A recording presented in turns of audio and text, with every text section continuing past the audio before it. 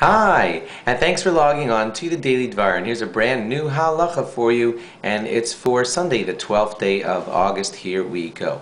You know, there is a special rule that the rabbis invoked, and it's called Amira La'akum, which basically means that we're not supposed to tell a non-Jew to do prohibited work for us on Shabbos. By the way, that's even if you tell him before Shabbos, it still makes it not allowed, okay? So you can't tell him to turn on your fire on Shabbos. You also can't tell him to do it by announcing it to him before Shabbos. And there are other laws about hinting, but we're not going to go into that right now.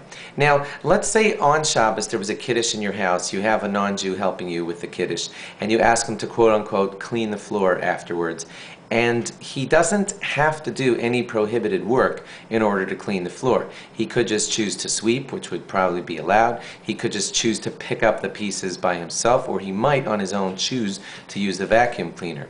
So a lot of poskim say that there's room for leniency there, and that's because I'm not telling him to turn on my vacuum cleaner, which is prohibited. I'm just telling him to clean the floor, which is permitted. If he chooses on his own to turn on a vacuum cleaner, that's fine. So there's room to be lenient on issues like that when you have that. However, it gets a drop more complicated when you consider what the Rama once said. He said that you also have to watch out for what he called Zilzul Shabbos, and that means Shabbos just being treated as kind of like unimportant.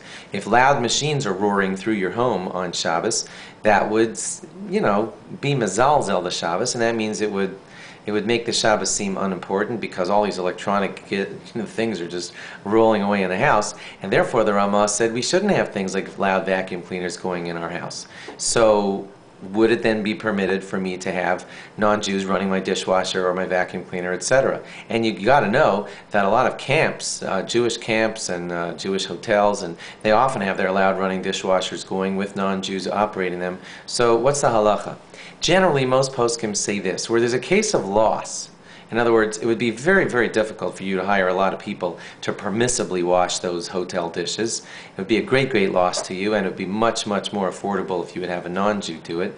There they allowed and said, well, a non-Jew can turn on your dishwasher if he chooses to, so that you don't have to incur a great loss. The question is, in your own private home, where it would cost you only a little bit more to do the thing permissibly, rather than have the non-Jew do it in a prohibited way, then it gets questionable. If you have that exact scenario going on in your house for a kiddush or whatever, check with your rabbi first so that you can figure out if it's permissible and how to arrange it. Thanks for logging on. Log on again tomorrow for more. Bye-bye.